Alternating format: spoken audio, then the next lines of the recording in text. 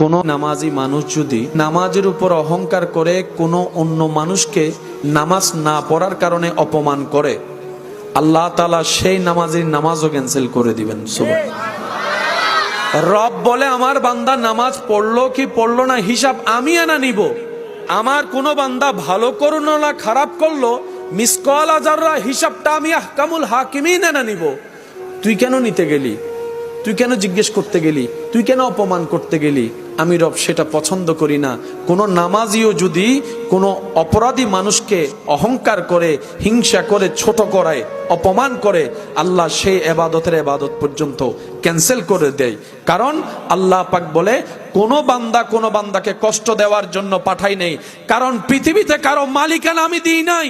আমি আল্লাহ সবাইকে মেহমান বানিয়ে পাঠিয়েছি, গোলাম বনে আসো, হাসরের রাজত্ব আমি আল্লাহ তোমাকে দান করবো, ইজ্জত দান করবো। সুবহান।